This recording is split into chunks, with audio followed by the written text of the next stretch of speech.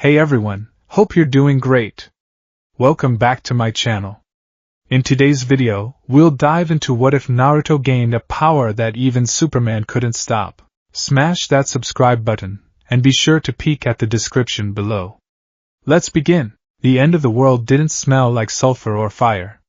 It smelled like ozone and old dust, the scent of a tomb that had been sealed for a millennia and suddenly cracked open. Naruto Uzumaki, the seventh Hokage of Konohagakure, spat a mouthful of blood onto the pale, rocky surface of the dimension he stood upon. The gravity here was heavy, perhaps 3 times that of Earth, dragging at his cloak and the heavy beads of sweat rolling down his whiskered cheeks. His golden Kurama avatar flickered, the edges of the chakra shroud fraying like a flag caught in a hurricane. He's tough, Kurama's voice grumbled in the back of his mind. The great fox sounded tired, a rarity. He's eating the chakra output faster than I can refine it. At this rate, Naruto, we're going to burn out before we land a killing blow. I know, Naruto rasped, wiping his chin. He straightened up, his blue eyes narrowing into slits. 50 meters away, floating cross-legged in the air, was Urashiki's remnant, a forgotten executioner of the Otsutsuki clan simply known as Kuratsuki. Unlike the pale, noble bearing of Kagaya or the arrogance of Momoshiki, Kuratsuki was a creature of industrial efficiency. His skin was the color of charcoal, his horns jagged and broken, and in his hand he held a staff that seemed to drink the light from the strange, violet stars above. Kuratsuki wasn't trying to plant a god tree. He was trying to collapse the dimensional walls that separated the elemental nations from the greater void, effectively turning Naruto's universe into a condensed chakra pill. You possess remarkable density, Kuratsuki said, his voice sounding like grinding stones. For a creature of mud and stolen power. But your biological limits are screaming. I can hear your cells dying. Naruto grinned, though it was a grimace of pain. Yeah? Well, I've been dying since the day I was born. I'm used to it. Naruto vanished. It was a speed that transcended the body flicker. He appeared instantly behind the Otsutsuki, a massive Rasengan formed of 6 paths chakra screaming in his hand. It was a magnet release, gold dust Rasengan, heavy enough to crush a mountain. Boom! Kuratsuki didn't dodge. He simply turned his head, his Rinnegan rippling with a sickening dark light. He caught the Rasengan with his bare hand. The impact should have vaporized the surrounding landscape. Instead, the energy of the jutsu turned black, then collapsed inward, sucked into the palm of the alien's hand. Return, Kuratsuki muttered. He blasted the energy back at point-blank range. Naruto crossed his arms, the Kurama avatar manifesting its head to tank the blow, but the force was cataclysmic. Naruto was hurled backward, smashing through 3 pillars of rock, skidding across the alien terrain until he plowed a trench half a mile long. Naruto groaned, the golden light of his mode flickering out completely. He lay in the dirt, the base form returning. His lungs burned. Naruto! Sasuke's voice crackled through the comms device in his ear. I've almost aligned the portal coordinates. I need 30 seconds. Don't engage him directly, Sasuke. Naruto coughed, forcing himself to his knees. If I wait 30 seconds, there won't be a portal left. He's charging the collapse. Above them, the violet sky began to crack. Black lightning, thick as skyscrapers, began to arc from the void. The dimension was destabilizing. If it went, the shockwave would propagate back to Earth. Konoha would be dust. Hinata, Boruto, Himawari, dust. Kurama, Naruto said internally, his mental voice calm. We have to use that. No, the fox snarled instantly. Baryon mode burned out my life force once. We got lucky that the chaotic remnants of the 10 tails allowed me to reform over the years. We do that again, and there is no coming back. For either of us. I'm not talking about Baryon mode, Naruto said, standing up. He slapped his hands together. I'm talking about overcharging the connection to nature energy. We turn my body into a funnel. We don't hold the energy. We just channel the entire planet's ley lines through a single point. You'll explode, Kurama warned.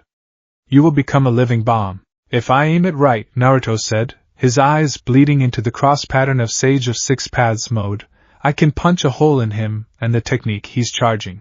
Kuratsuki raised his staff. The sky screamed. A sphere of absolute darkness, a black hole in all but name, began to form at the tip of his weapon. Perish! Naruto screamed. He didn't scream in fear, but in effort. He threw the gates of his chakra network wide open. He didn't just draw in the nature energy of this dead world. He pulled at the fabric of the dimension itself. The rocks floated. The air ignited. Sage art, super-tailed beast raisin shuriken, zero driver. It wasn't a shuriken. It was a lance of blinding white light, a concentration of chakra so dense it possessed its own gravity. Naruto launched himself, Kuratsuki, through the black sphere. The two forces met in the center of the wasteland. For a second, there was no sound. The light and the dark wrestled, a silent struggle of cosmic proportions. Then, the laws of physics snapped. The explosion was blinding. It didn't expand outward, it tore the screen of reality. A rift opened, not a portal, but a wound in the universe. It was jagged, ugly, and bleeding colors that the human eye couldn't perceive. Kuratsuki looked shocked for the first time as the white light disintegrated his staff, then his arm, then half his torso. Impossible! You're breaking the backlash hit Naruto. He wasn't vaporized. It was worse. The gravity of the tear he had created grabbed him. He felt his physical body stretching, spaghettifying. Sasuke! Close the link!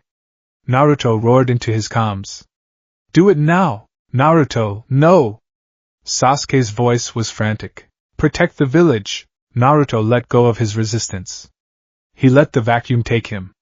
He saw Kuratsuki disintegrate into ash, and then the white light swallowed Naruto whole. He was pulled into the jagged tear in reality, and the dimension behind him collapsed into nothingness, sealing the breach. The seventh Hokage was gone. Part 2, the space between. There is no time in the void. Naruto floated in a sea of kaleidoscope colors. It was agonizing. Usually, dimension hopping via Kamui or Rinnegan felt like passing through a curtain. This felt like being put through a meat grinder. His body was being disassembled and reassembled 1,000 times a second. Kurama. Naruto's thought was faint, a whisper in a hurricane. Are you there? I am here. The fox's voice was strained, terrified. Naruto, listen to me. The energy here, it's not chakra. Naruto forced his spiritual eyes open. The energy flowing past him wasn't the blue or green of chakra. It was a wall of red lightning, the speed force, shimmering green light, the emotional spectrum, and a deep, underlying hum of golden energy, the source. It's aggressive, Kurama analyzed, his voice echoing in the shared mindscape. It's trying to override us. Our chakra system is incompatible with this reality. If we don't adapt, we will cease to exist. Adapt. Naruto mentally gritted his teeth. How? I have to open the floodgates, Kurama said. We have to drink it. We have to absorb this foreign energy and mix it with my chakra and your 6 paths senjutsu. It's a gamble. It might turn you into a monster. Better, a monster, than dead, Naruto thought. Do it, Kurama roared, and inside Naruto's navel seal, the fox began to spin his chakra wildly. He reached out into the void, grabbing handfuls of the strange, golden cosmic radiation that permeated this space. Pain. It felt like molten lead was being poured into Naruto's veins. This new energy was heavier, more absolute. It didn't just flow, it commanded. As they drifted through the membrane between universes, a change occurred. The truth-seeking orbs that usually floated behind Naruto in his 6 paths mode emerged. But they were no longer black. They turned a dull, matte gray. The orange glow of his chakra cloak faded, replaced by a shimmering, translucent white aura that looked less like fire and more like heat haze. It is done, Kurama whispered, sounding exhausted, his voice deeper, resonating with a metallic timbre. We have survived the transition. But Naruto, I cannot turn this off. The tap is broken. Where are we going? Somewhere loud. A bright light approached. A new universe. Part 3, Metropolis Down. Metropolis was a city of tomorrow. Gleaming spires of glass and steel pierced the clouds, held together by advanced engineering and the optimism of its protector. It was a city that looked up. Tonight, however, something was coming down. It was 2 a.m. The docks of Metropolis Harbor were relatively quiet, save for the rhythmic clanking of automated cranes and the distant wail of a siren in the suicide slum district. High above, the atmospheric sensors of the Justice League watchtower screamed, "Alert! High energy displacement detected. Sector 2814. Earth. Metropolis." Batman, monitoring from the cave in Gotham, narrowed his eyes at the telemetry. "Cyborg report? Is that a boom tube?" "Negative," Cyborg's voice crackled back. "The signature is weird, Batman. It's biological, but the energy output rivals a small star. It's coming in hot." Impact in 5-4. Above the harbor, the sky shattered. It wasn't a clean entry. The air buckled, creating a sonic boom that shattered windows for 10 blocks. A streak of white fire hammered into the bay, hitting the water with the force of a tactical nuke. Crash! A tsunami of water, steam, and mud rose 200 feet into the air, swamping the nearby piers. Several cargo ships rocked violently, their moorings snapping like thread. At the bottom of the bay, amidst the churning silt and boiling water, Naruto Uzumaki opened his eyes. He didn't need to breathe. His biology had long since surpassed that necessity when in high-energy states. But he gasped anyway, inhaling water that his body immediately purified. He pushed off the harbor floor. He felt different. Lighter, yet infinitely heavier. He breached the surface, launching himself onto a concrete pier. He landed on his hands and knees, coughing up water. The steam coming off his body was thick, obscuring his vision. "Kurama?" he croaked.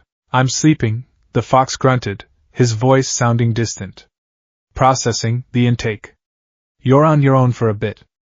Keep the cloak down." Naruto rolled onto his back, staring up at the sky.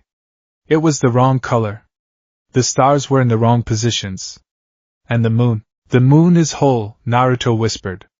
The realization hit him like a punch to the gut. "I'm not home." He sat up, his senses expanding. In the elemental nations, he could sense the chakra of every living being in a country. Here, he reached out and felt nothing. Or rather, not nothing. He felt souls, he felt life, but they lacked the specific frequency of chakra. They were dimmer, quieter. But the earth itself, the air, the background radiation, it was deafening. The nature energy of this place was roaring, a chaotic storm of power that made the sage mode of his world feel like a trickle. "Where the hell am I?" He stood up, swaying. His clothes were tattered remnants of his orange and black Hokage cloak. His right arm, the prosthetic made of Hashirama cells, felt numb. He looked at his hand. The prosthetic was glowing with a faint, gray luminescence. "Hey! You there!" Naruto snapped his head to the side. A security guard, flashlight shaking in his hand, was running down the pier toward him. "Stay where you are! Put your hands in the air! Did you crash that plane?" The guard yelled, panicked by the steam and the destruction. Naruto raised a hand, palm out. "Wait! I'm not an enemy. I'm..." Crack! A sound of groaning metal interrupted him. Naruto looked up. The shockwave of his entry had destabilized a massive container crane directly above the guard. The metal supports, superheated by the steam, were shearing. The crane, holding a 40-ton shipping container, began to tip. "Look out!" Naruto roared. The guard froze, staring up in horror as the shadow engulfed him. Naruto moved. Instinct took over. He didn't use the flying Raijin. He simply pushed his legs with chakra. But he miscalculated. In his world, that amount of chakra would have propelled him forward instantly. Here, fueled by the super-dense ambient energy, the concrete pier beneath his feet didn't just crack, it vaporized. Naruto blurred, appearing instantly between the guard and the fallen container. He caught the guard by the vest and threw him to safety with his left hand. With his right hand, the glowing gray prosthetic, he reached up to catch the fallen container. He intended to catch it, cushion the blow, and set it down. Chakra arms, he manifested a limb of energy. But it wasn't the warm orange of Kurama. It was the color of static on a dead television channel. The gray claw slammed into the fallen container. Naruto braced for the weight. He braced for the impact. It never came. There was no clang. No screech of metal. No resistance. The gray chakra arm passed through the container like a hot knife through nothing. Wherever the gray energy touched the steel, the steel simply ceased to be. It didn't melt. It didn't explode. It was deleted.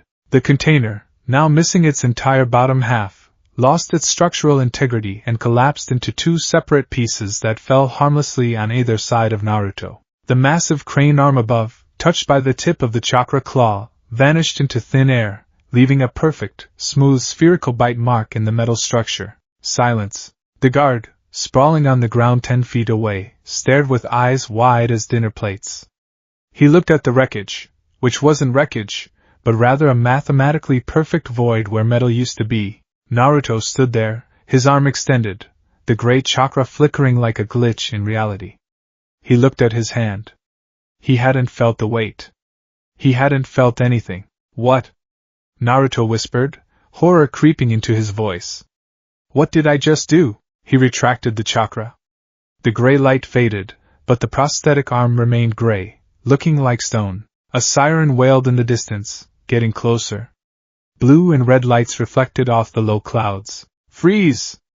The guard scrambled backward, fumbling for his radio. Dispatch. We have a meta. Code 0.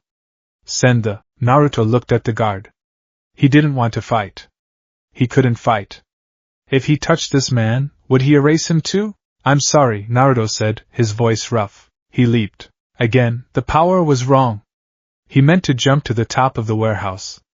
Instead, he launched himself 3,000 feet into the air, clearing the entire harbor district in a single bound. He landed on the roof of a skyscraper miles away, his feet sinking inches into the concrete roof without cracking it, the matter simply parting way for him. Naruto fell to his knees, clutching his chest. The power inside him was churning, reacting to this world. It wanted to be let out. It wanted to eat. He looked out over the city. A giant globe spun atop a nearby building, the Daily Planet. Kurama, Naruto thought, panic rising. Wake up. Something is wrong with my chakra.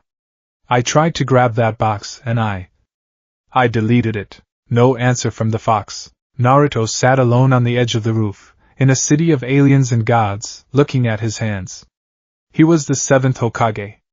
He was a savior. But as he looked at the perfect, smooth void he had carved into the concrete just by kneeling, he realized with a sinking heart, he wasn't a savior here.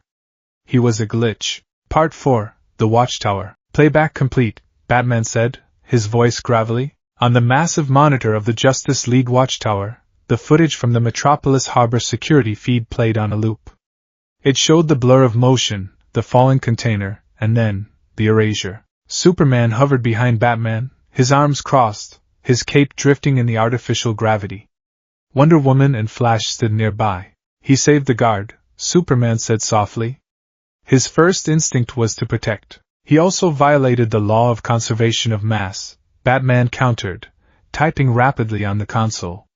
Look at the energy readings, Cal. When that gray construct touched the steel, there was no heat signature, no displacement. The matter didn't go anywhere.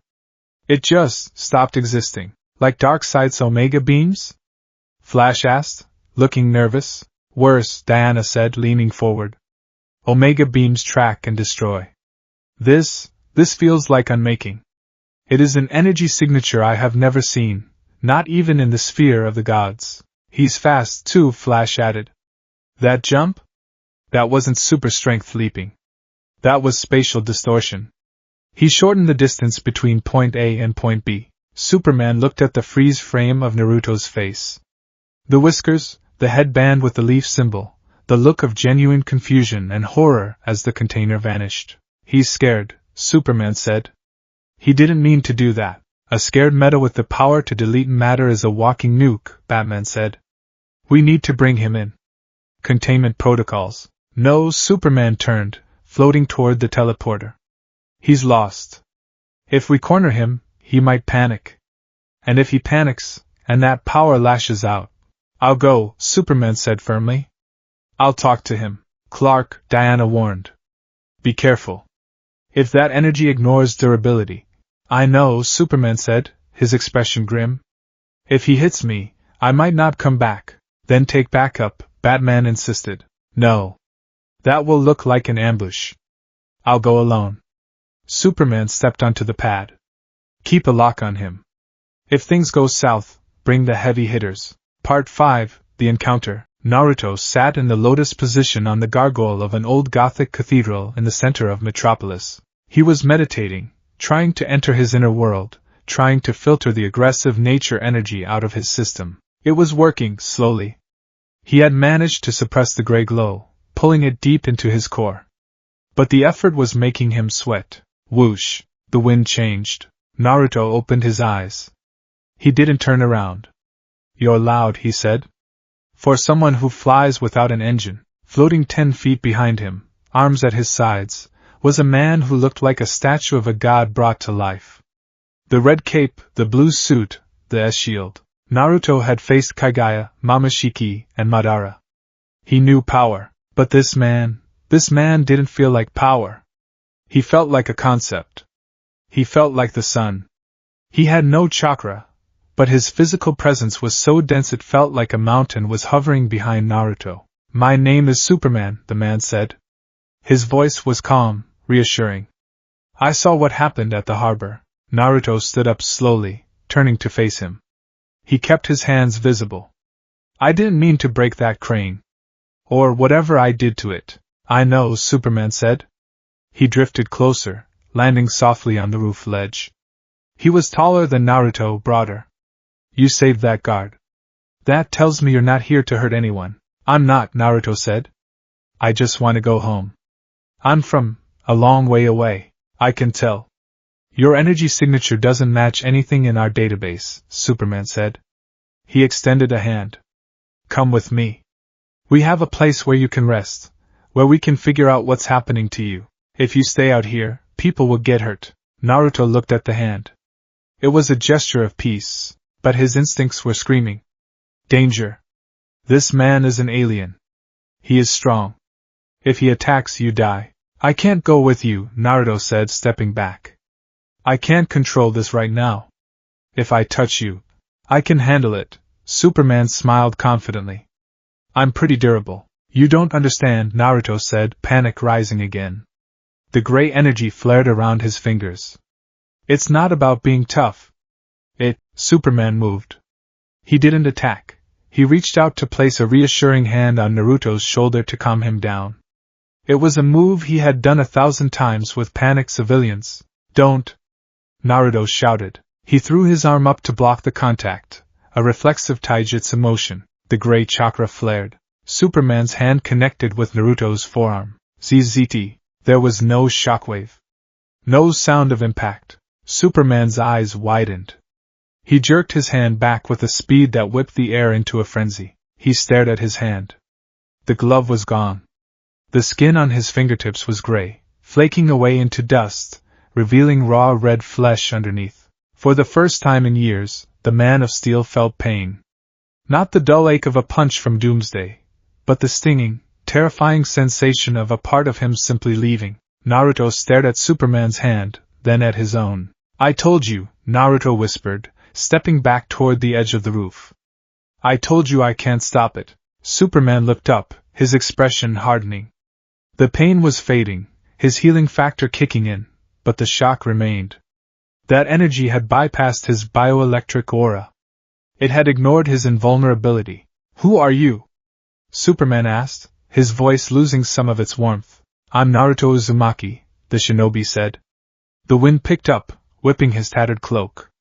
And I think I need to be alone. Naruto dropped backward off the roof. Superman flew forward to catch him, but Naruto was gone, a blur of motion disappearing into the shadows of the city streets, leaving the man of steel hovering alone, nursing a hand that had just learned fear. Part 1. The Wound in Reality. The medical bay of the watchtower was usually a place of sterile silence and advanced humming machinery, a sanctuary where the gods of the modern age were stitched back together. Today, however, the air was thick with a tension that bordered on panic. Superman sat on the biobed, his cape removed, his upper body bare. He looked like a statue carved from marble, indestructible and timeless. But the eyes of the Justice League members gathered around him weren't focused on his strength. They were focused on his right hand. The injury was small. To a normal human, it would look like a severe friction burn or the result of touching dry ice. But to the censors of the Justice League, it was an anomaly that defied medical science. The skin on the tips of his index and middle fingers was missing. There was no charring, no blood clotting, and most terrifyingly, no regeneration. "It's not healing," Batman said, his voice a low growl from the shadows of the room. He was studying a holographic projection of Superman's cellular structure. "Cal, your solar absorption rate in the affected area is 0. The cells aren't dead, they're gone. The boundary of the wound is perfectly cauterized, but not by heat. It's mathematical." Wonder Woman stood with her arms crossed, her expression grim. "Like the sword of Athena," she murmured. "Something that cuts the spirit as well as the flesh." "It hurts," Superman admitted, his voice tight. It was a rare admission. "It feels like phantom limb pain, but for cells. It feels like there's a hole in the world right at my fingertips." Martian Manhunter, his eyes glowing with a soft orange luminescence, lowered his hand from Superman's forehead. "I attempted to scan the residual energy on the wound. It is psychic and physical simultaneously. It is screaming." "Screaming?" Flash asked, vibrating slightly in place, his anxiety palpable. "Like a person screaming?" "No," John replied. "Like the universe screaming. The energy signature matches nothing in the database. It is not magic. It is not kryptonite. It is not the Omega Force. It is a biological frequency that forces reality to reject matter." Batman turned off the hologram. "The intruder, Naruto Uzumaki. He claimed he couldn't control it." "He warned you." "He did," Superman nodded, looking at his damaged hand. He flexed the fingers, wincing slightly. "He was terrified, Bruce. I saw it in his eyes. He's a warrior, I can tell by the way he moves, but he looked at his own hands the way a child looks at a loaded gun they found. A gun that can shoot through you," Batman pointed out sharply. "If he can bypass Kryptonian invulnerability, he is an extinction-level event walking around Metropolis. If he trips and falls, does he erase a city block? If he sneezes, do we lose the moon?" "He saved the guard," Superman reiterated, his jaw setting. "He caught the container. He didn't let it fall. And in doing so, he deleted 10 tons of steel," Batman countered. "Intention is irrelevant if the outcome is total negation. We need to find him. Now, before he touches something, or someone, he can't bring back." Cyborg's face appeared on the overhead monitor. "I've got a lock on the energy signature. It's faint, he's suppressing it, but every time he moves too fast, the background radiation of the city spikes. He's in Suicide Slum." Superman stood up. The biobed creaked. "I'm going back." "Not alone," Wonder Woman stepped forward. "If he is a magical threat, or something akin to it, you need support." "No," Superman said firmly. "If we go in as a squad, he'll feel cornered. He's already scared. A scared soldier strikes first. I need to talk to him. I need to make him understand we can help." "And if you can't?" Batman asked, his hand resting on his utility belt. Superman looked at his hand, the raw flesh exposed to the air. "Then I keep my distance." Part 2, The Whispers of the Slum. Metropolis was a city of light, but every light casts a shadow. Suicide Slum was that shadow, a sprawling grid of tenements, cracked pavement, and steam vents that the gleaming futuristic city center tried to forget. Naruto Uzumaki walked down an alleyway that smelled of rotting garbage and stale beer. He had discarded the tattered remains of his 7th Hokage cloak. He was now wearing a stolen gray hoodie, 2 sizes too big, pulled low over his forehead to hide his Hittite and his blonde spiky hair. He felt sick. It wasn't a physical sickness. It was a spiritual vertigo. The nature energy of this world, the ambient power that permeated the air, was deafening. In the elemental nations, nature energy was like a flowing river, calm, rhythmic, capable of being tapped into with focus. Here, the energy was a tsunami. It was a cacophony of different frequencies. There was a red static that felt like time itself was vibrating, the speed force. There was a green hum that tasted like pure will, the emotional spectrum. And beneath it all, a golden, heavy thrum that felt ancient and divine, the source. "Kurama," Naruto whispered, leaning against a brick wall. He clutched his right arm. The prosthetic hand was currently wrapped in bandages he'd scavenged from a first aid kit in a dumpster, but he could feel the gray energy pulsing beneath the cloth. Talk to me? What is happening? Inside the seal, the landscape had changed. The sewers of Naruto's mind were no longer damp and dark.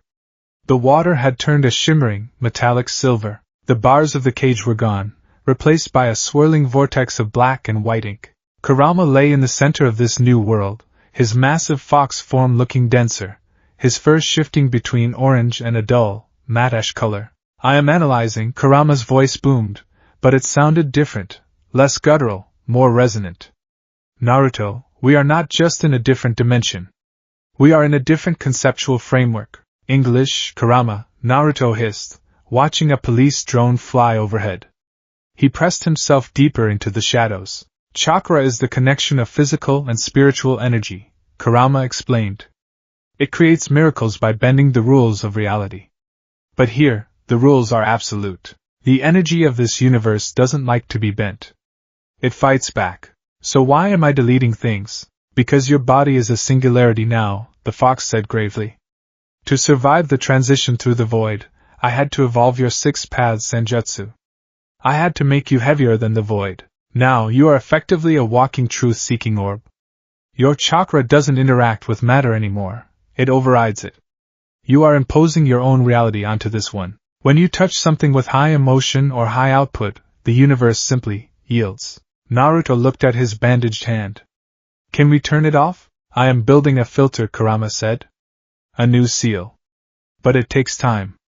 Until then, you must not use jutsu. No Rasengan. No clones. And for the love of the sage, do not enter tailed beast mode. If you release that much power, you might crack the planet. Great, Naruto muttered, sliding down the wall to sit on a discarded crate. I'm the Hokage, and I can't even throw a punch, his stomach growled. A sound so loud it almost echoed in the alley. Naruto sighed. And I'm starving. He checked his pockets. He had 0 Ryo. And even if he had Ryo, the currency here was green paper with dead old men on it, not coins. Hey, mister. Naruto froze. His sensory range was suppressed to avoid overloading his brain, so he hadn't felt the approach.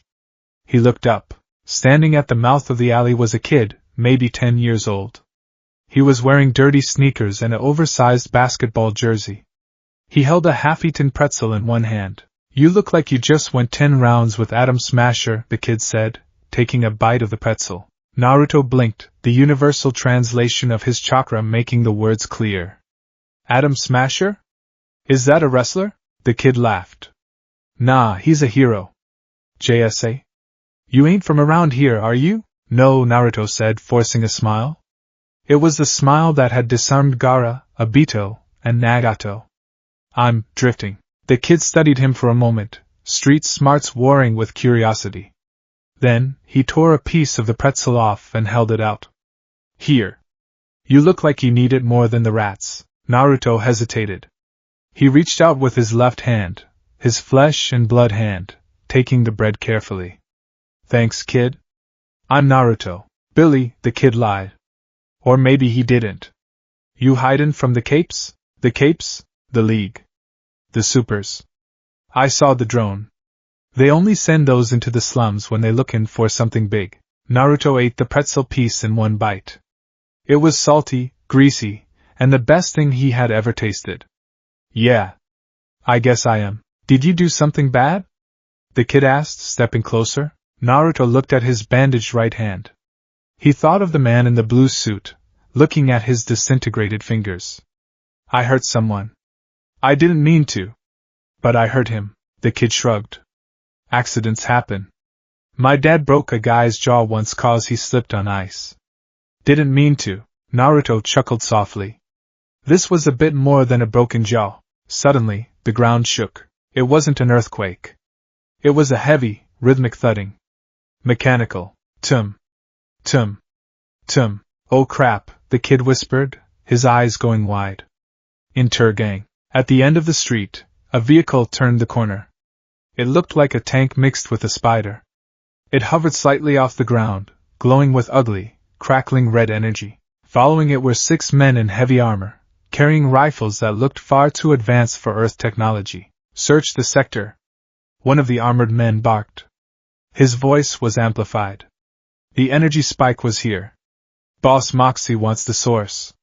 If it's alien tech, we keep it. If it's a meta, we bag it. The kid scrambled behind Naruto's crate. They're press ganging, he whispered, terrified. They grabbed street kids to run their apocalypse tech because the radiation burns adults faster. Naruto's eyes narrowed. The fatigue vanished. The hunger vanished. Apocalypse tech? Naruto repeated. That red energy? Yeah. Don't let them see you. One of the soldiers turned toward the alley. His helmet scanner flashed. Heat signature. 2 targets. 1 juvenile, 1 adult male. The tank turret swiveled. The red energy hummed, building a charge. Come out! The soldier yelled. Hands on your head. Naruto stood up. He pulled the hood back, revealing the blonde spikes and the forehead protector. The metal plate glinted in the dim streetlight. Stay here, Billy, Naruto said softly. Mister, they have blasters that can melt a car. The kid hissed. Naruto walked out of the alley. He stood in the middle of the cracked street, facing the tank and the 6 soldiers. I don't know who Moxie is, Naruto announced, his voice carrying with the authority of a Kage. But pointing a cannon at a kid is a good way to have a very bad night. The lead soldier laughed. Look at this clown. Think he's a samurai or something? Light him up. 3 soldiers fired. Beams of searing red plasma tore through the air. Naruto didn't dodge. He didn't have to. Warning, Kurama intoned. Do not block with chakra. Use the environment. Naruto stomped on the ground. A slab of asphalt flipped up in front of him. Boom. The plasma blast hit the asphalt, melting it instantly into slag. But the distraction was enough. Naruto moved. He was a blur. He appeared in front of the first soldier. He didn't punch. He palm-struck the soldier's chest plate. Pow! The armor shattered. Not disintegrated, just shattered by pure physical force. Naruto was holding back, using only his physical muscles, augmented by the barest trace of sage sensing to predict the movements. The soldier flew backward, crashing into a dumpster. Meta! The second soldier screamed. Focus fire! The tank fired. A massive ball of red energy roared toward Naruto. Too slow, Naruto whispered. He sidestepped, the energy ball singing his cheek. It struck the building behind him, blowing a hole in the facade. Debris rained down. Naruto looked up. The debris was falling toward the alley. Toward the kid. No! Naruto's sunshine body flicker, back to the alley mouth. He looked up at the falling tons of brick and mortar. He couldn't physically catch it all without crushing the kid. He had to destroy it. He raised his right hand. The bandages unraveled. Wait! A voice boomed from the sky. A blur of red and blue descended. Superman hit the falling debris like a missile. He didn't destroy it, he caught it. He hovered in the air, holding a massive chunk of a wall on one shoulder, his cape fluttering heroically. He gently set the rubble down on the street, away from the kid. The intergang soldiers froze. It's the Boy Scout. Fall back. You're not going anywhere, Superman said, his voice deep and commanding. His eyes glowed red, just a warning. The soldiers dropped their weapons instantly. Even the tank seemed to power down in submission. Naruto stood in the alley, his glowing gray hand still raised. He slowly lowered it, clenching his fist to hide the light. Superman turned to look at Naruto. He floated inches off the ground. His right hand was gloved again, but he held it stiffly. You saved him, Superman said, nodding toward the kid peeking out from behind the crate. You saved him, Naruto corrected. I was about to make a mess. I know, Superman said. The police sirens were wailing in the distance.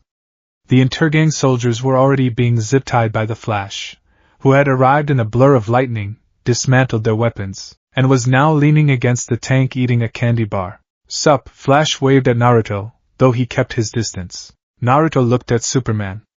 The tension was thick. Are you here to arrest me? Superman floated down, his boots touching the pavement. He walked toward Naruto. He stopped 5 feet away, outside of arm's reach. I'm here to talk, Superman said. And to ask you to stop running? You have a power that scared me. And I don't scare easily. But I also saw you defend a child just now. You put yourself between him and a tank. Naruto looked at the kid, who was staring at Superman with hero worship in his eyes. I'm a shinobi, Naruto said quietly. Protecting the king, the future, that's my job. Shinobi. Ninja, Superman tested the word. You're a soldier. I was, Naruto corrected. I'm a leader now. Or I was supposed to be. He looked up at the moon. I just want to go home. We can help you, Superman said. We have scientists. Magicians. People who understand dimensions. But we can't help you if you're hiding in the slums fighting Intergang. That power of yours. If it flares up in a fight, you could erase half the city. Naruto looked at his hand.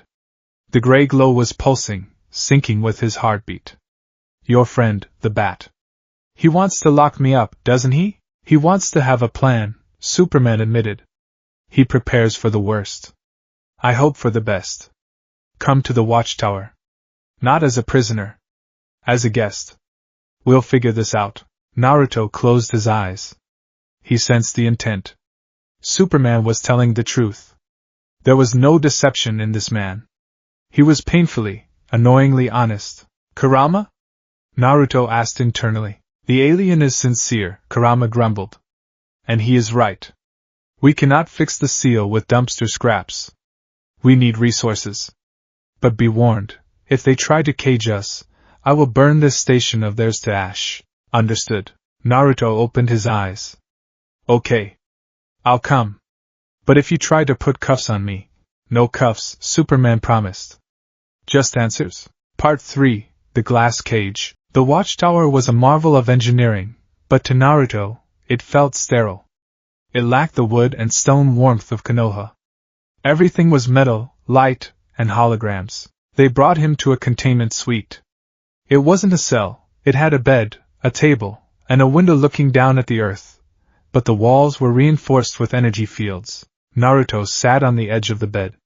Superman stood on the other side of the glass door, which was currently open.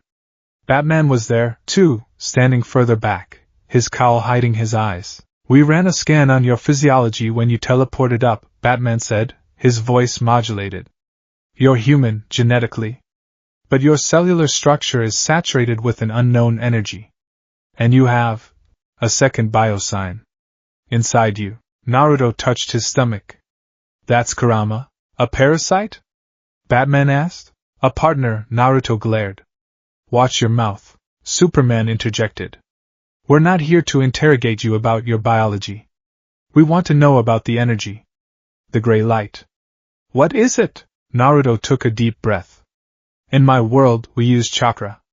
It's life energy. But when I came here, I fell through the gaps between dimensions. My chakra changed. It drank something from the void. The source, a new voice said. Naruto looked up. A man in a golden helmet and a blue cloak floated into the room. He walked through the wall as if it weren't there. Dr. Fate. Superman nodded respectfully. The man in the helmet, Dr. Fate, floated toward Naruto. He didn't look at Naruto's face. He looked at his gut.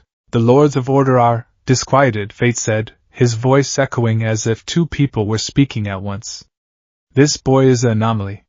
He carries the spark of creation and the silence of the end. Fate raised a hand. A golden ink symbol appeared in the air. He has absorbed the ambient radiation of the source wall, Fate explained to the League. But his own spirit is forcing that infinite power into a finite shape.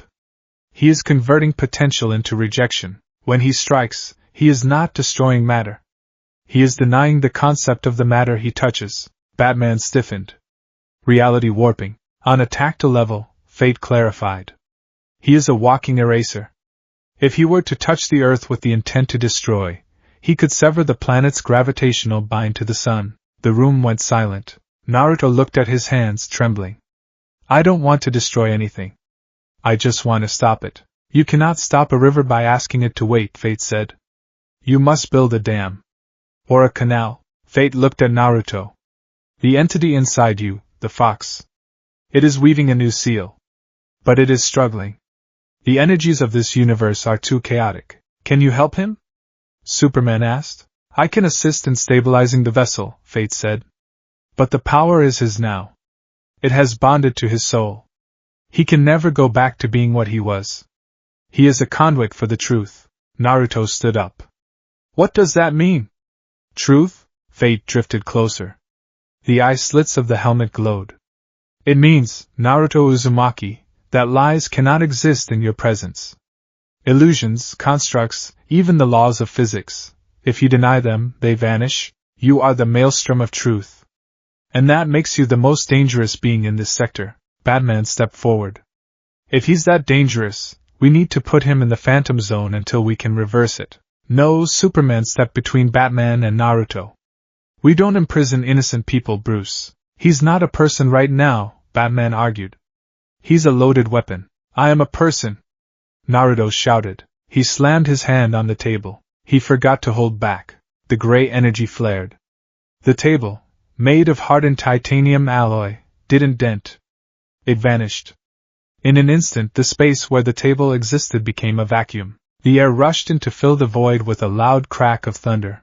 Naruto recoiled, holding his hand. I didn't. Batman had a batarang in his hand instantly. Superman didn't move, but his posture tensed. See? Batman said coldly. He gets angry, and reality breaks. Naruto backed into the corner of the room. The fear was back. The fear he felt when he was a child, when the village looked at him and saw only the demon fox. I'm not a monster, Naruto whispered. Show them, Kurama growled. Show them we are not to be trifled with. No, Naruto thought. If we fight, we prove them right. Superman looked at the empty space where the table had been. Then he looked at Naruto. He saw the lonely kid from the alley. Bruce, stand down, Superman ordered. Clark, I said stand down. Superman turned to Fate. Doctor, can you create a containment suit? Something that dampens his touch? Like, lead for kryptonite? Fate tilted his helmet. I can conjure bindings of nth metal and solidified magic. It will act as a buffer. It will allow him to touch the world without erasing it. But it will require his cooperation. Superman looked at Naruto. Will you let us help you? I promise, you're not a prisoner. But you need gloves. Naruto looked at the three powerful beings. The bat who didn't trust him. The wizard who feared him. And the man of steel who hoped for him. Naruto exhaled. Okay. Make me the gloves. Part 4, The Test of the Will. 3 hours later, Naruto stood in the training arena of the Watchtower.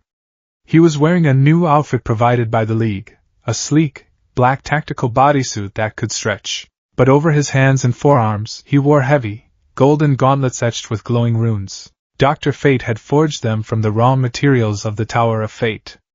They felt heavy, but cool to the touch. The gauntlets will absorb the severance energy and cycle it back into your internal network, Fate explained from the observation deck. However, if you strike with killing intent, the gauntlets will shatter. They are a safety, not a muzzle. Good to know, Naruto muttered, flexing his fingers. The gray light was contained. We need to test your control, Superman said, walking into the arena. You want to fight? Naruto asked, settling into a stance. I thought you said I was dangerous. I need to know you can control your output under stress, Superman said. And I'm the only one who can take a hit if you slip up. You couldn't take the last one, Naruto pointed out. Superman smiled grimly. He held up his right hand. It was bandaged, but the skin was slowly knitting back together thanks to a session under a concentrated solar lamp. I learn fast. Come on, Hokage. Show me what a ninja can do. Naruto grinned. A real spark of his old self returned. Don't cry if I beat you up, Kate Baldy. That's a different hero, Flash whispered to Batman up in the booth. Naruto moved. Without the weight of the uncontrolled energy holding him back, his speed was explosive.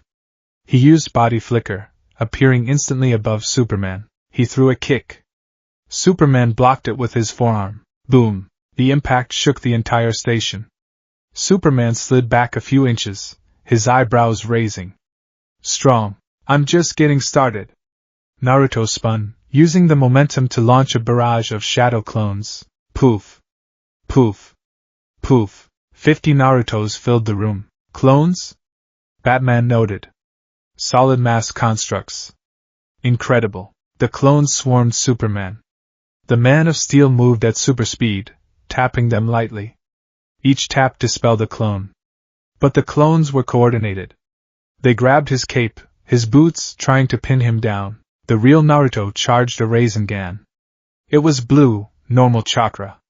He was suppressing the gray energy. Rasengan! Naruto thrust a sphere of swirling chakra into Superman's chest. It connected. Superman grunted, sliding back 10 feet. His suit rippled, but didn't tear. That felt like a locomotive, Superman admitted, dusting off his chest. But you're holding back. Use the gray stuff. But control it. Don't erase me. Just push me. You sure? Naruto asked. Trust me. Naruto took a breath. He focused. He drew on the strange, heavy source energy, but channeled it through the gauntlets. The golden runes flared bright white. He charged. Superman flew forward to meet him, fist extended. They collided in the center of the room. Crack. It wasn't a sonic boom. It sounded like glass breaking. The golden gauntlets held. The gray energy didn't erase Superman, but the concept of the impact was altered. The kinetic energy that should have gone into Superman's body was redirected into the space around them. The floor of the arena, made of reinforced alien alloy, instantly turned to dust in a 50-foot radius. The air pressure dropped to zero. Superman was thrown backward, not by force, but because the space he was occupying suddenly rejected him. He slammed into the far wall, embedding himself deep in the metal. Naruto landed in the center of the crater, smoke rising from the golden gauntlets. Superman pulled himself out of the wall. He looked at the devastation. Then he looked at Naruto. He smiled. You didn't erase me, Superman said. Naruto looked at his hands. The gauntlets were hot, but intact. I redirected the deletion into the floor. Control, Superman said, flying back over. You have it. Batman's voice came over the intercom. Training suspended. We have a code red. The mood shifted instantly. The lights in the arena turned red. What is it? Superman asked, pressing his comms. Metropolis power plant, Batman said. Parasite is there. And he's draining the main reactor. If he overloads, he takes the eastern seaboard with him. Superman looked at Naruto. I have to go, Superman said. Take me, Naruto said. No, Superman shook his head. You're not ready. You just got the gloves. This parasite guy, he absorbs energy, right? Naruto asked. That's what the name implies. Yes, Superman said. He touches you, he steals your power and your life force. Naruto clenched his golden fists. Then he's a bad match for you. If he touches you, he gets stronger. But if he touches me, Naruto's eyes flashed with the cross pattern of Sage Mode. He tries to drink from the ocean, he'll drown. Plus, if he tries to absorb this energy. Naruto held up a fist, the gray light humming beneath the gold. It might just disagree with him. Superman hesitated. He looked at Batman in the booth. Batman gave a slight, almost imperceptible nod. All right, Superman said. Stay close. Do exactly what I say. And try not to delete the power plant. No promises, Naruto grinned. Part 1, The Null Set. The Bat computer was a machine designed to quantify the impossible. It had processed the biometric data of Kryptonians, the chaotic magic of the Lords of Chaos, and the vibrational frequencies of the Speed Force. It was a machine built on the premise that everything, no matter how godlike, could be reduced to a number. Bruce Wayne sat in the darkness of the Batcave, the pale light of the massive monitors reflecting in the white lenses of his cowl. He had been staring at the same dataset for 4 hours. It doesn't make sense, he muttered, his voice a low growl that echoed off the stalactites above. You're going to have to be more specific, Master Bruce. Alfred's voice came over the comms from the manor above, dry and unbothered. Since the arrival of Mr. Uzumaki, very little has made sense. I believe that is the nature of interdimensional travelers. No, Alfred. You don't understand. Batman typed a command, bringing up a 3D simulation of the sparring match between Superman and Naruto from earlier that day. On the screen, a wireframe model of Naruto lunged at a wireframe Superman. The impact point, where Naruto's golden gauntlet fist met the air in front of Superman, was highlighted in angry red. Look at the energy displacement, Batman said. When Superman punches Doomsday, the kinetic energy transfers. It ripples through the target. Action, reaction. Physics. He advanced the simulation frame by frame. When Naruto struck, Batman continued, the kinetic energy didn't transfer. It didn't dissipate as heat. It didn't convert to sound. The graph on the side of the screen flatlined. It didn't show zero. It showed a null error. The energy ceased to exist, Batman said, leaning back in his chair. He didn't hit the air. He deleted the concept of the space between his fist and Superman. The vacuum that resulted caused the implosion that threw Clark into the wall. He didn't push Clark. The universe panicked and tried to fill a hole that shouldn't have been there, dragging Clark with it. A living black hole? Alfred asked, a note of concern finally creeping into his tone. Worse, Batman said. A black hole is just gravity. It's a law of physics. This is a violation. It's an editor deleting a line of code in a running program. Bruce pulled up the bioscan of Naruto's body. The boy, and he was just a boy, despite the weary eyes, was a biological impossibility. His DNA was human, but his cells were acting like containment units for a radiation that matched nothing in the known multiverse. The energy signature shares properties with the Omega effect, Batman noted, referencing Darkseid's power. It has that same absoluteness. But it also feels like the source wall. And then there's the internal entity. He zoomed in on Naruto's abdomen. The thermal scan showed a swirling mass of red and gray energy, shaped vaguely like a fox. The parasite, Batman whispered. He called it a partner, Alfred reminded him. Symbiote, then. It's acting as a filter. It's taking the raw cosmic radiation of our universe and forcing it into a shape the boy can use. But the filter is leaking. Batman stood up, his cape flowing around him like liquid shadow. He walked over to a glass case containing a sliver of kryptonite. Clark trusts him, Batman said. Clark sees a kid who saved a life. Diana sees a warrior with honor. And what do you see, sir? Batman looked at the kryptonite, then back at the screen where the null error flashed blinking red. I see a weapon with a broken safety switch, Batman said. If he loses control, if he has a nightmare and lashes out, he won't just destroy the watchtower. He could unravel the atomic bonds of the Earth. Batman turned back to the computer. I need a contingency, he said. If the gauntlets fail, if the magic fails, I need a way to stop something that can delete the thing stopping it. And have you found one? No, Batman admitted, the word tasting like ash. Not yet. But I will. Part 2, The Sea of Grey. Naruto Uzumaki was floating. He wasn't in the watchtower guest quarters anymore.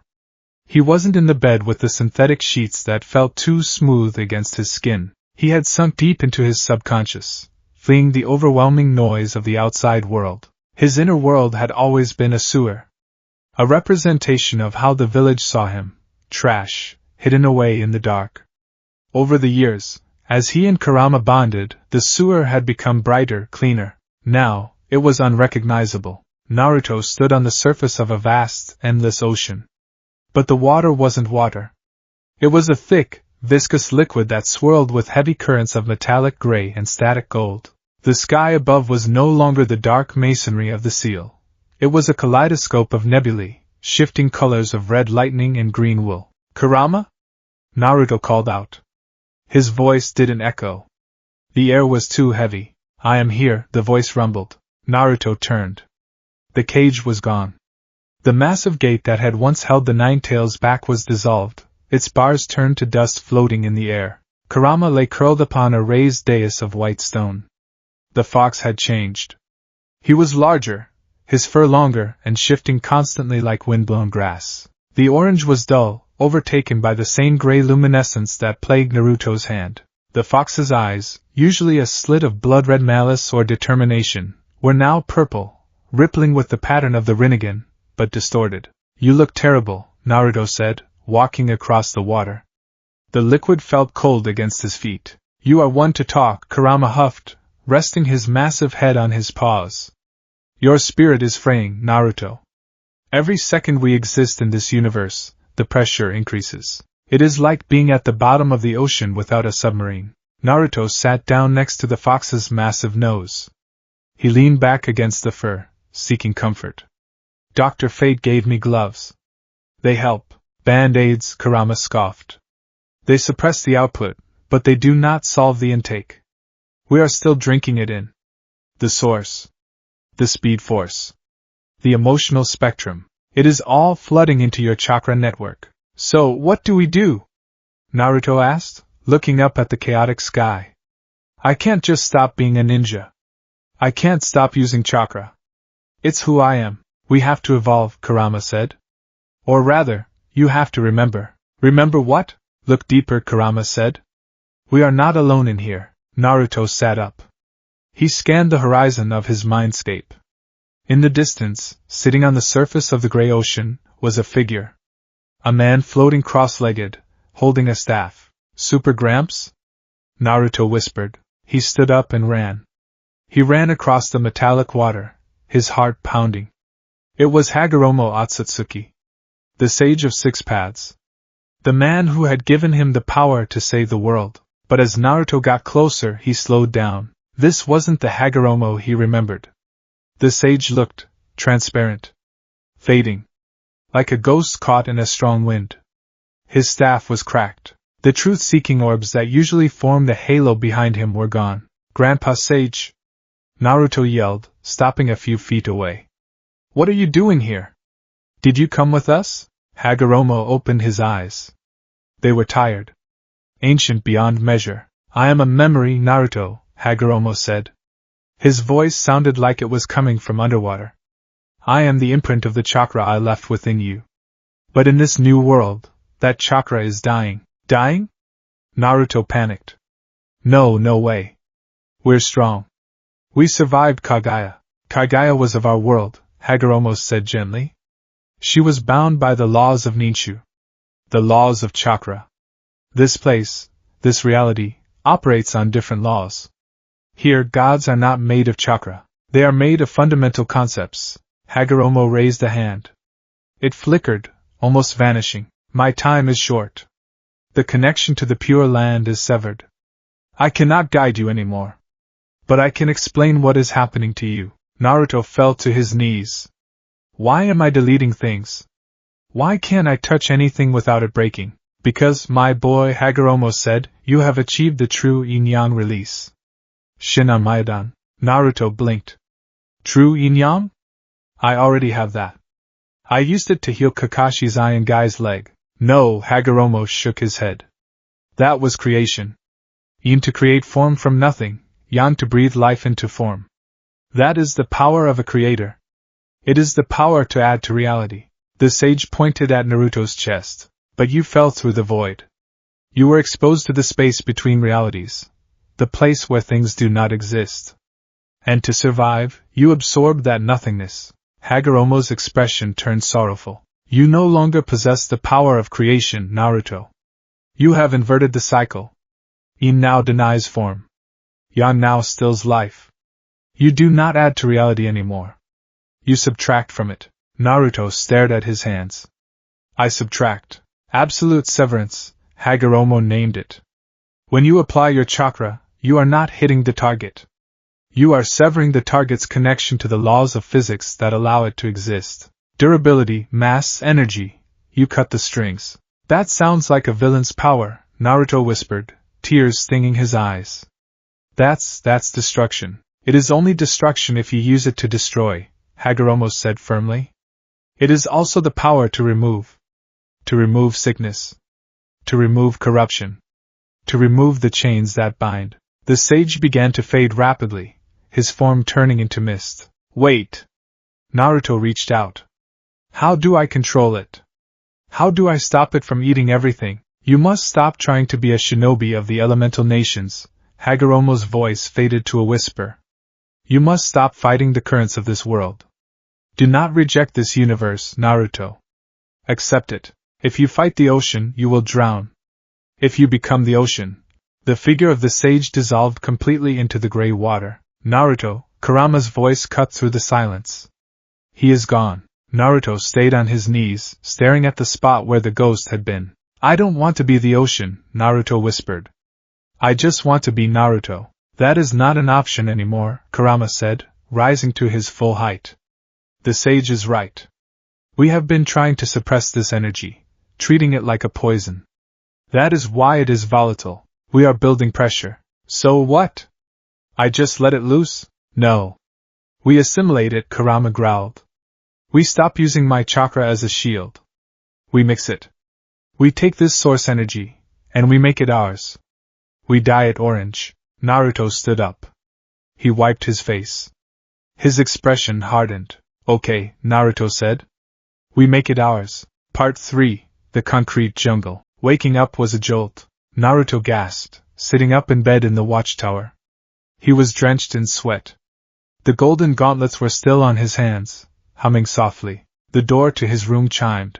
Enter, Naruto croaked. The door slid open. It was Wonder Woman. She looked regal, terrifying, and kind all at once. She carried a tray with food, actual food, not nutrient paste. Fruits, bread, and a pitcher of water. I heard you stirring, Diana said, placing the tray on the magnetic table. She noticed the sweat, the wild look in his eyes. Another nightmare? A conversation, Naruto corrected, swinging his legs off the bed. He looked at the food. Thanks. I'm starving. Your metabolism is impressive. The Flash would be jealous, Diana smiled. She sat on the chair opposite him. She didn't flinch away from him. She sat close, within reach. Naruto noticed. You're not scared? I was raised on an island of warriors who fight gods and monsters, Diana said. I respect power, Naruto.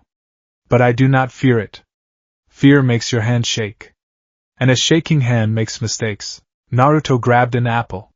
He crunched into it. It tasted sweeter than the apples back home. Everything here was richer, more intense. Superman. Clark, said you wanted to run some tests?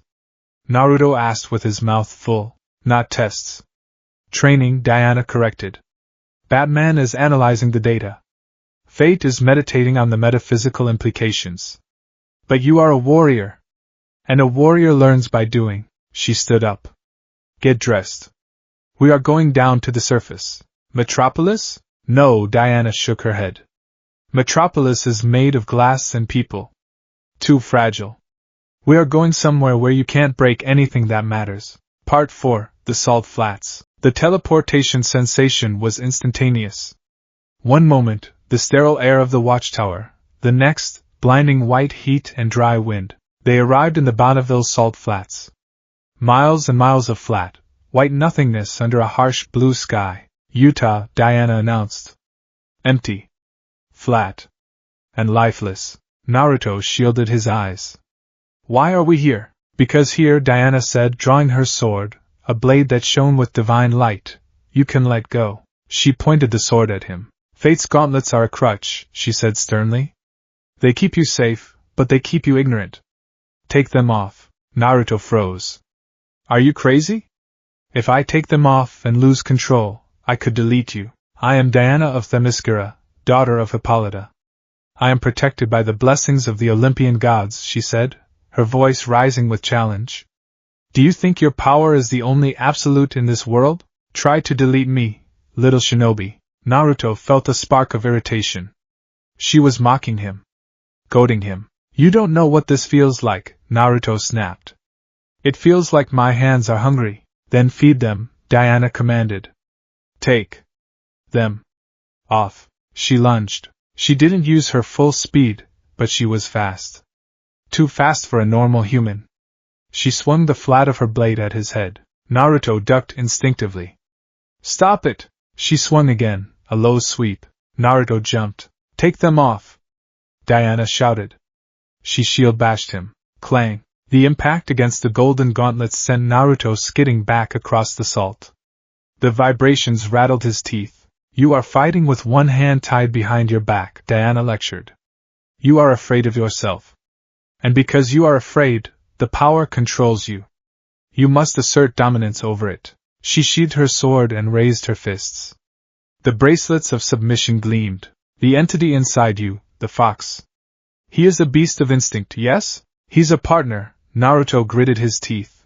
Then trust your partner. Take off the gloves. Naruto looked at the gauntlets. He could feel Kurama inside, agreeing with her. The suppression was causing the pressure to build. He needed to vent. Naruto clicked the release mechanism. The golden armor hissed and fell into the salt. His hands were bare. They immediately began to glow with that eerie, matte gray light. The air around his fingers distorted, like heat haze. Good, Diana nodded. Now. Hit me. I won't, Naruto refused. Then I will hit you until you do. Diana didn't hold back this time. She moved at supersonic speed.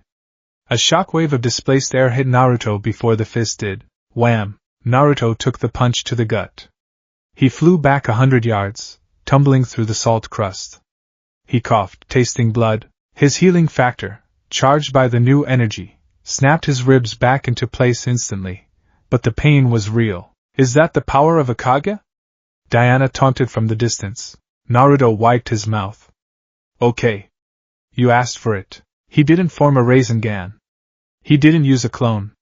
He simply channeled the gray energy into his palms and clapped his hands together. Snake. Ram. Monkey. Boar. Horse.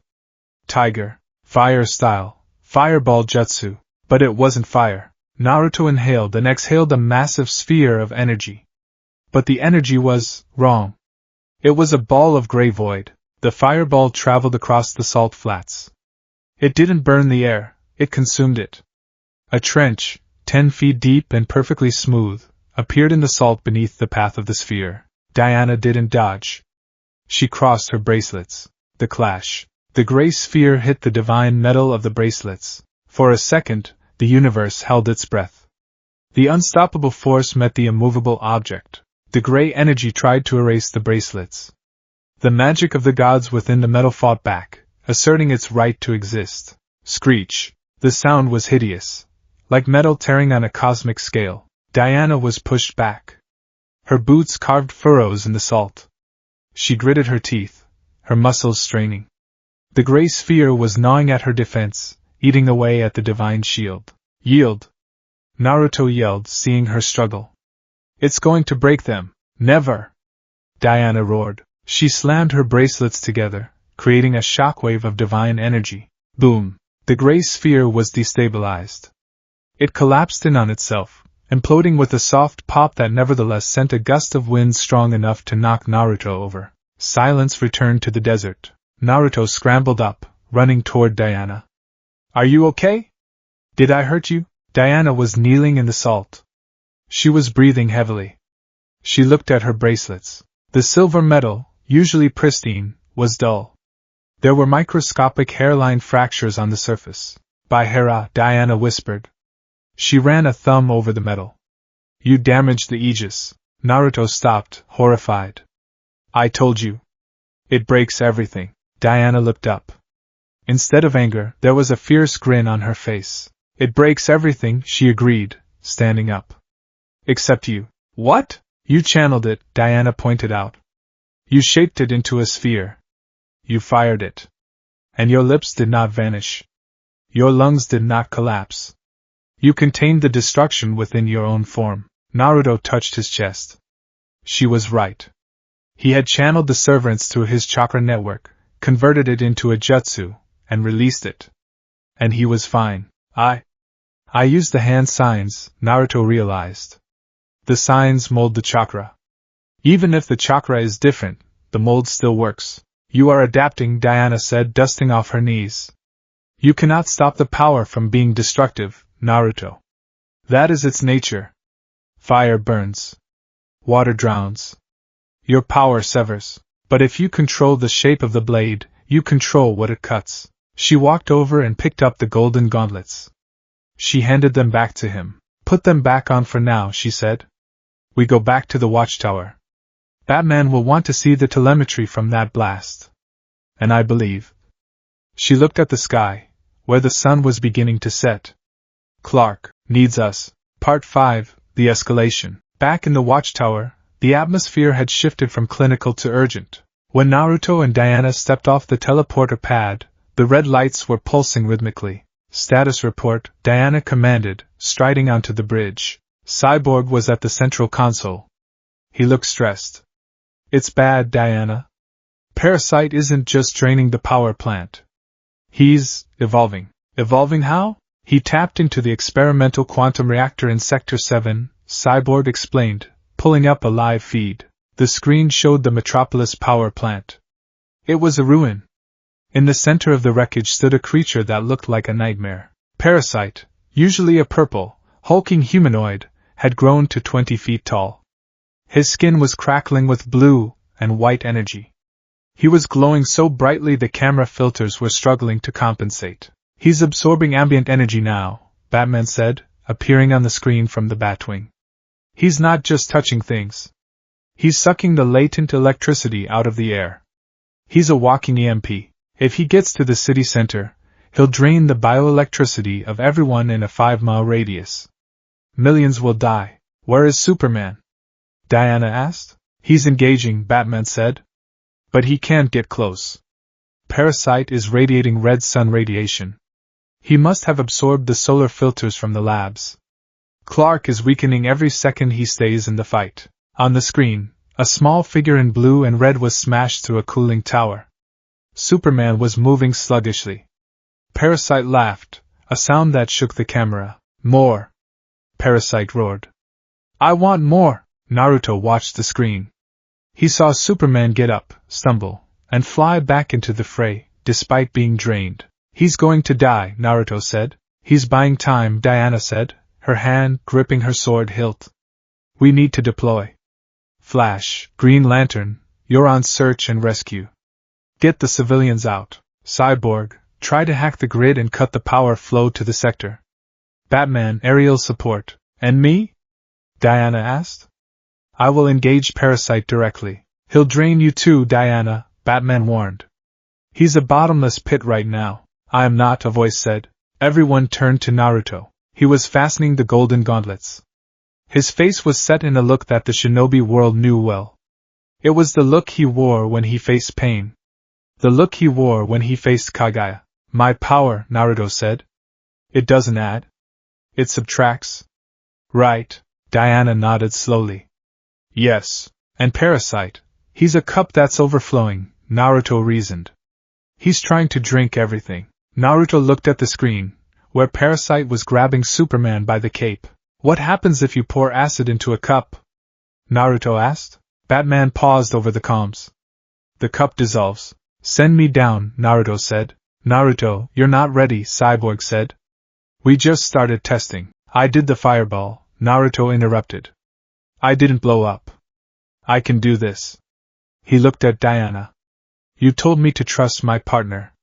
Well, Kurama says he wants to stretch his legs. Indeed, Kurama's voice echoed, audible to everyone in the room as a low growl. That purple thing is an insult to the concept of a tailed beast. Let us show him what a real monster looks like. Diana looked at the screen, seeing Superman take another brutal hit. She looked at Naruto. Cyborg, Diana ordered. Prepare the teleporter. Coordinates, Sector 7. Direct insert. Diana! Batman barked. It's too risky. Calculated risk, Bruce, Diana said, placing a hand on Naruto's shoulder. He is the maelstrom. Let's see if Parasite can drink the storm. Naruto stepped onto the pad. He took a deep breath. He focused on the gray ocean in his mind. He didn't try to push it away. He opened the floodgates. The gray energy flared around him, turning the golden gauntlets white-hot. The air in the watchtower hummed. Ready? Cyborg asked, his finger hovering over the button. Ready, Naruto said. Zap. Naruto vanished. Part 6, The Drop. The Battle of Sector 7 was a losing war. Superman lay in a crater of concrete and twisted rebar. His suit was torn. His skin was pale, veins showing dark against the flesh. The red sun radiation Parasite was emitting was stripping him of his powers, turning him mortal. Parasite loomed over him. The villain was a mountain of muscle and crackling energy. His eyes were blinding white spotlights. Is that it, Superman? Parasite bellowed. His voice was a chorus of 1,000 stolen voices. I thought you were a god. You taste like weakness. Parasite raised a massive fist, charged with enough energy to level a city block. Goodbye, Man of Steel. The fist came down. Boom. Dust and debris exploded outward. Parasite grinned. He expected to feel the squelch of the Kryptonian. Instead, he felt nothing. The dust cleared. Floating in the air, holding Parasite's massive fist up with a single hand, was a figure in black. Naruto Uzumaki hovered there. He wasn't using chakra wings. He was simply standing on the air, the reality beneath his feet solidifying because he willed it to. His cloak, the sixth Hokage cloak manifested from pure energy, was back. But it wasn't golden orange.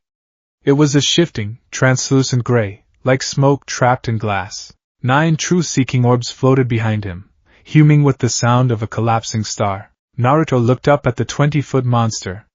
The golden gauntlets on his hands were glowing so bright they were hard to look at. "Get away from him," Naruto said. His voice was calm, but it carried the distortion of the void. Parasite blinked. He looked at this new gnat. He sensed the energy inside Naruto. It wasn't solar. It wasn't electric. It was vast. Infinite. New flavor, Parasite drooled. He grabbed Naruto with his other hand. "Give it to me," Parasite squeezed. He activated his absorption power. He pulled. He tried to drink Naruto dry. Naruto didn't struggle. He stood there, wrapped in the giant purple fingers. "You want it?" Naruto asked. Inside the seal, Kurama grinned, showing all his teeth. "Open the tap." Naruto's eyes flashed purple-gray. "Take it." Naruto didn't attack. He didn't use severance. He simply reversed his own flow. He pushed the source energy, the raw, unfiltered, reality-denying sludge, out of his body and into Parasite. Parasite's eyes went wide. Usually, energy felt like food. Like water. This felt like sand. Like concrete. Like poison. It was heavy.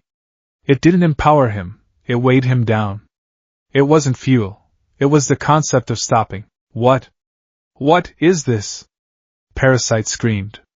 He tried to let go, but his hand was stuck.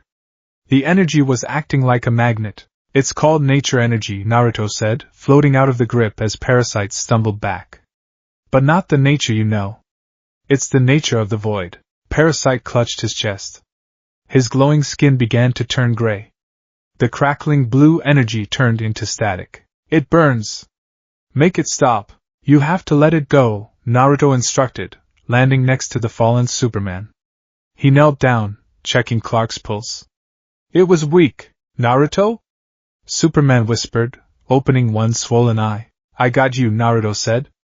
He looked back at Parasite. The monster was shrinking. The energy he had absorbed from the reactor was reacting violently with Naruto's anti-energy. Matter and antimatter colliding within a biological shell. I can't hold it!" Parasite shrieked. "Barrier!" Naruto yelled into his comms. "He's going to blow!" Green Lantern, Hal Jordan, arrived just in time.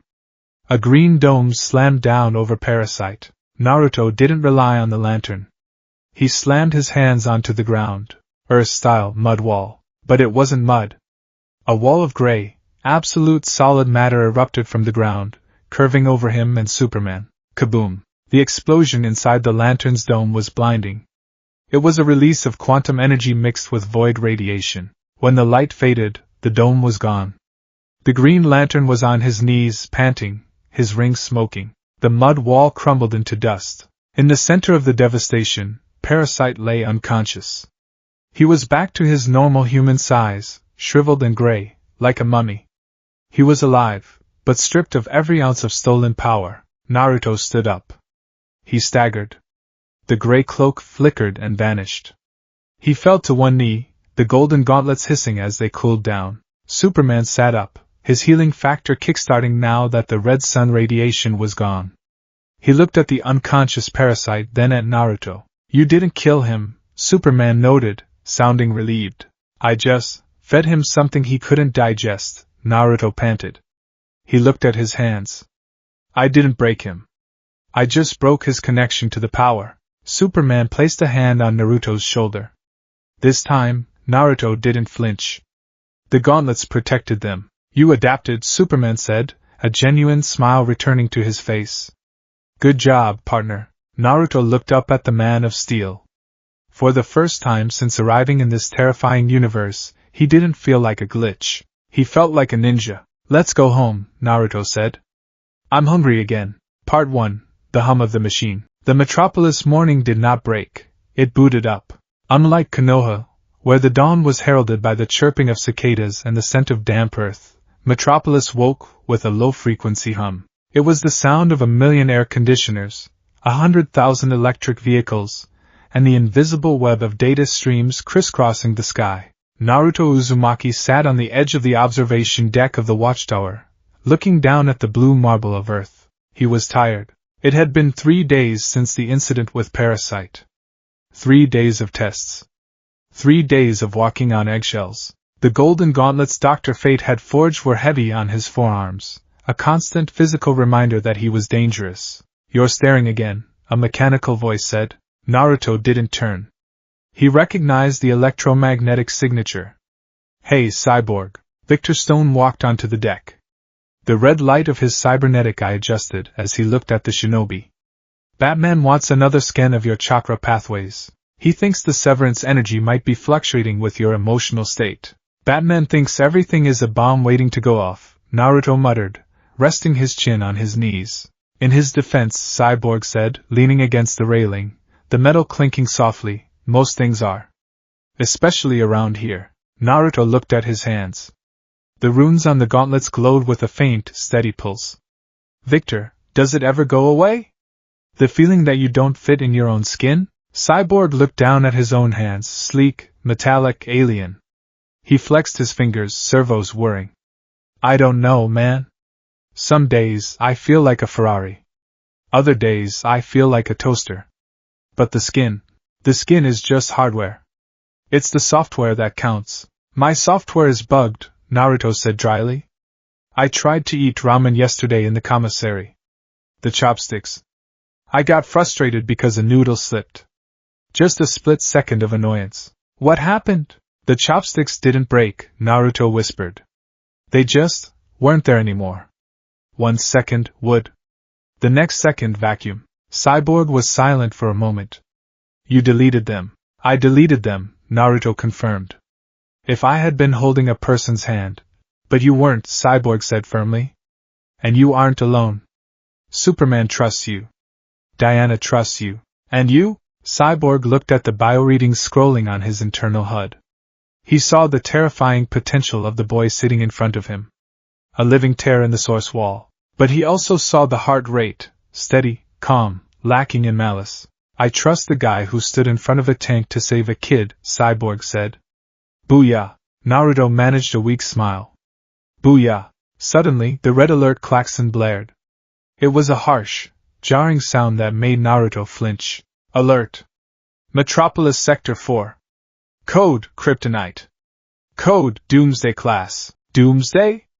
Naruto stood up instantly. The monster that killed Superman? Not him, Cyborg said, his eye projecting a holographic map.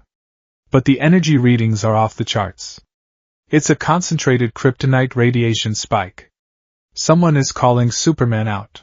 Is he going? He's already there, Cyborg said, tapping into the comms. And he's not answering his hail. Part 2. The Heart of Green. Metropolis Plaza was a war zone. Usually a bustling hub of commerce and tourism, it was now a cratered ruin. Cars were overturned, burning with thick black smoke that choked the skyline. The glass facades of the surrounding skyscrapers had been shattered, raining glittery death onto the streets below. In the center of the devastation stood John Corbin. Metallo. But this wasn't the Metallo the Justice League was used to, a street thug in a robot suit. This was an upgrade. His chassis was bulky, comprised of nth metal alloys stolen from Intergang shipments. His chest cavity was open, revealing a heart that didn't just glow green, it screamed. It was a refined kryptonite core, pulsing with a frequency designed to bypass solar shielding. Come on, Boy Scout! Metallo roared. His voice was synthesized, grinding like gears chewing on gravel. He raised a massive arm, which shifted and transformed into a Gatling gun. Stop hiding! Boom! A blur of red and blue slammed into Metallo from above. Superman hit the cyborg with enough force to shatter a tank. Metallo skidded backward, carving a trench through the asphalt, but he didn't fall. There you are, Metallo grinned. A beam of concentrated green energy erupted from his chest. Superman tried to dodge, but the radiation moved at the speed of light. It washed over him. The effect was instantaneous. Superman, the man who could move planets, crumpled midair. His flight failed. He crashed onto the hood of a taxi, gasping for air. His skin turned a sickly shade of gray-green. The veins in his neck bulged. Hurts, doesn't it? Metallo laughed, stomping forward. Every step shook the ground.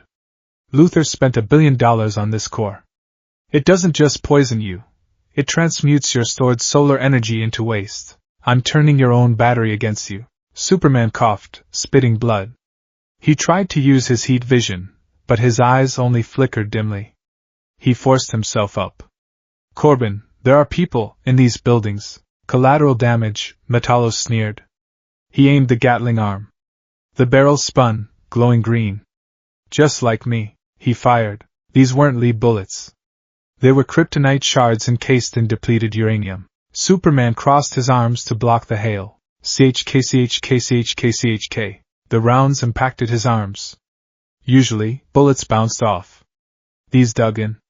Blood, red and mortal, sprayed onto the pavement. Superman grunted with every impact, being pushed back inch by inch. Can't take the heat? Metallo taunted. He reconfigured his other arm into a massive pile bunker piston. Then get out of the kitchen, Metallo charged. He swung the piston. Superman, weakened and slow, couldn't clear the distance. He took the blow to the ribs. Crack. The sound of Kryptonian bone fracturing echoed through the plaza. Superman was launched through the front entrance of the Daily Planet building, smashing through the lobby pillars and burying himself in the reception desk. Cal! Wonder Woman's voice screamed over the comms. We are 2 minutes out. Hold on, can't. Superman wheezed, lying in the rubble. His vision was blurring. The green radiation was saturating the air, making it hard to even think. He's too strong. Metallo stepped through the hole in the wall. He loomed over the fallen hero. Any last words? Maybe something inspirational? Metallo primed the chest laser again. Say cheese. The green light built up to a blinding crescendo. Then, a flash of yellow. Minato Namikaze? No. A figure appeared between Metallo and Superman. Not with a boom, but with a snap of displaced air. Naruto Uzumaki stood there. He was wearing the black tactical suit, the golden gauntlets humming on his arms. His cloak of chakra flared, but it wasn't the uncontrolled gray mist of before. It was a jagged, flickering coat of white flame. Step away from him, Naruto said. Metallo paused. His sensors analyzed the new arrival. Unknown designation. Biological. High energy density. You want to die too, kid? I said. Naruto looked up, his blue eyes shifting into the cross pattern of Sage mode. Step away. Make me. Metallo fired the kryptonite beam. Naruto didn't dodge. He raised his left hand, the golden gauntlet facing the beam. Impact. The green energy slammed into the nth metal gauntlet. The runes Dr. Fate had inscribed flared violently. The magic absorbed the energy, trying to disperse it into the void, but the beam was continuous. It was a torrent. Naruto, don't! Superman groaned from behind him. It's radiation, get back. Shut up and rest, Superbrows, Naruto gritted out. The gauntlet was heating up. The metal began to turn red then white. The magic was holding, but the physical material was reaching its melting point. He's strong, Kurama growled in Naruto's mind. The energy is corrosive. The gauntlets are a bottleneck. We can't absorb it fast enough through the filter. If I drop the block, he hits Superman, Naruto thought. If you keep the block, the gauntlet explodes and takes your arm with it, Kurama countered. You have to sever the connection. If I take off the gloves? Do it, Naruto! Or we all die here. Naruto felt the heat searing his skin through the metal. The gauntlet began to crack. Fine, Naruto roared. He slammed his right hand onto the release mechanism of his left gauntlet. Clank. The golden armor fell away. Naruto's left hand was bare. The gray severance energy erupted immediately, hungry and unchained. Naruto didn't block the beam this time.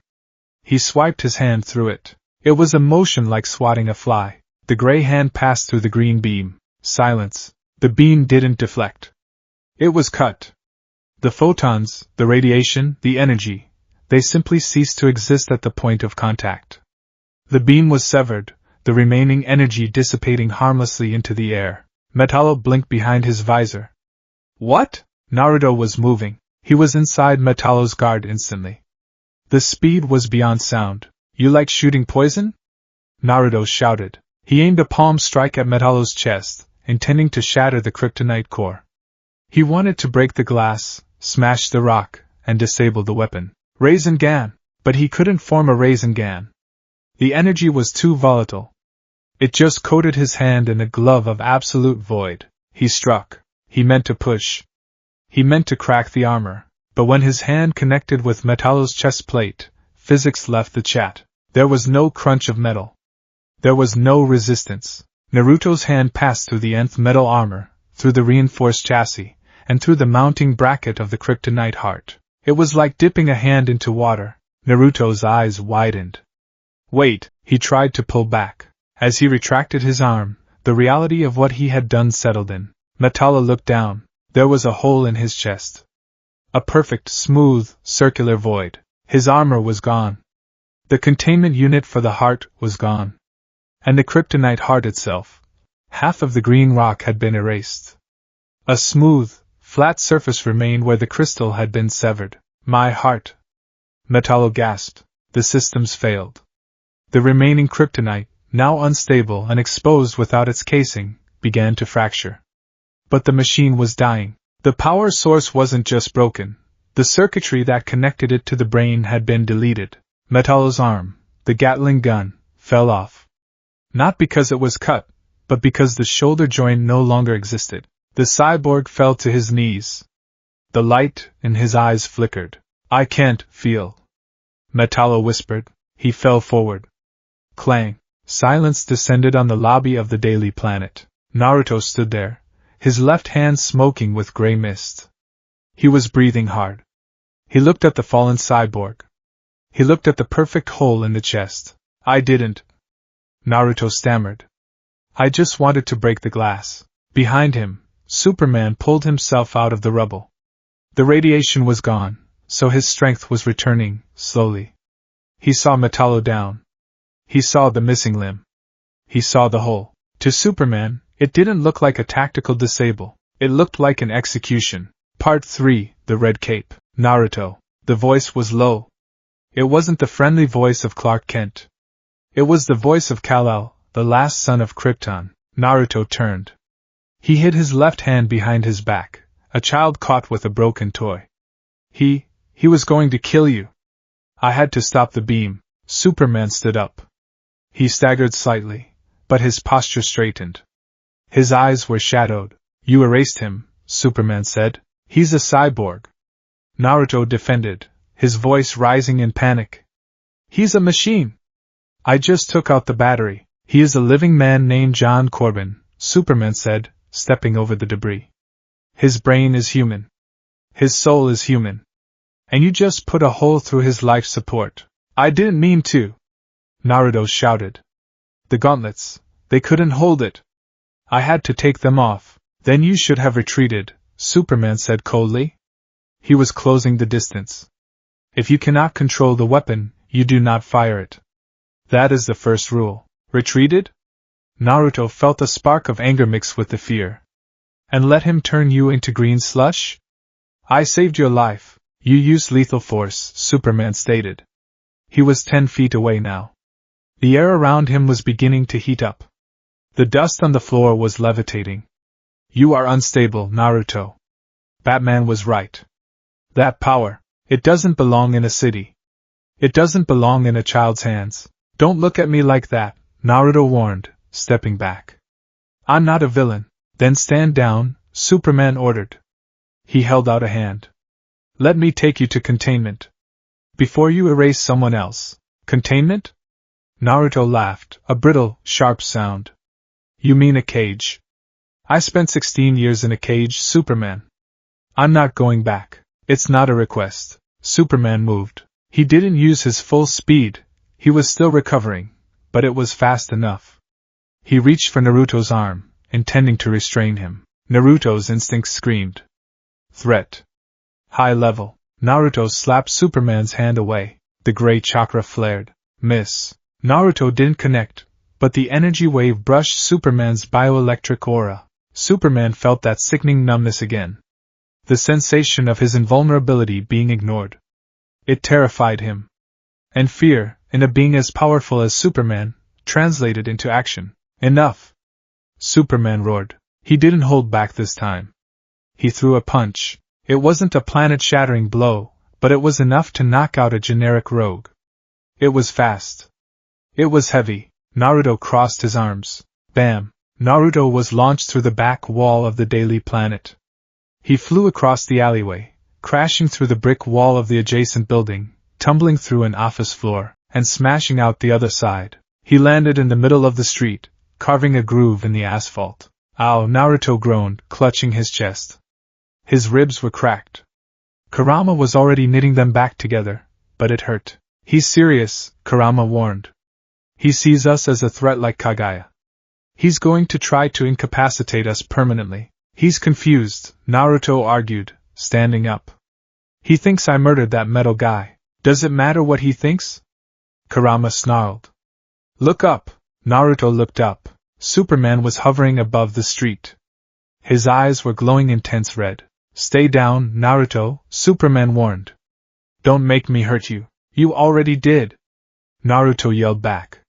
You punched me through a building. I pulled that punch, Superman said. If I hadn't, you would be in orbit. You arrogance. Naruto wiped blood from his lip. The whiskers on his cheeks thickened. The pupils of his eyes elongated into vertical slits. You think because you're strong you're right? I think because I hold back, the world survives, Superman countered. You don't know how to hold back. Teach me, then. Naruto screamed. Don't cage me. Teach me. I tried, Superman said sadly. But you just deleted a man's heart. Superman dived. Part 4. The Unstoppable Object. The fight that followed was a blur to the cameras of the news helicopters hovering overhead. It was a clash of ideologies as much as powers. The immovable durability of the Man of Steel against the absolute rejection of the shinobi. Superman was faster. He was stronger. He was flying circles around Naruto, landing blow after blow. Thud. Smack. Crunch. Naruto was being battered. He was using his sage sensing to dodge the worst of it, rolling with the punches, but he was losing. He refused to use the severance offensively. He kept his hands closed, only using open palms to parry, trying not to erase Superman. Fight back! Superman yelled, swinging a girder he had picked up. Naruto ducked. The girder sheared the top off a fire hydrant. I won't use it on you. Naruto yelled. Then you lose. Superman dropped the girder and unleashed a freeze breath. The absolute zero wind hit Naruto. Ice encased him instantly, freezing him to the street. It's over, Superman said, landing. You're contained. Crack. The ice shattered. Not from strength, but because the ice simply failed to be ice. Naruto stepped out of the freezing mist. His body was glowing with the gray shroud. He looked exhausted. You don't get it, Naruto panted. I can't be contained. The ice, the walls, the cuffs, they don't exist to me. Superman stared at him. This was the nightmare. A being that walked through walls not by phasing, but by removing the wall. Then I have to knock you out, Superman decided. Hard. Superman crouched. The pavement beneath him pulverized into dust. He was preparing to break the sound barrier. He was preparing a blitz. A tackle at Mach speed that would render any biological being unconscious instantly from the G-force. Kurama, Naruto whispered. He's coming. I know, the fox said. We cannot dodge this. He is faster than the flying Raijin in a straight line. If he hits us at that speed, we die. Or we enter a coma. Defense? We have to use the orbs. But Naruto, if he hits a truth-seeking orb infused with the source energy, he'll stop, Naruto said. No. He will be deleted. I won't let him be deleted, Naruto said, his eyes narrowing. Shape it. Make it a net. Disperse the impact. Don't stop him. Catch him. It is a gamble. Do it. Superman launched. Boom. The sound barrier shattered. Windows for 10 blocks exploded inward. Superman was a red and blue missile, moving so fast he was invisible to the naked eye. He aimed his shoulder for Naruto's chest.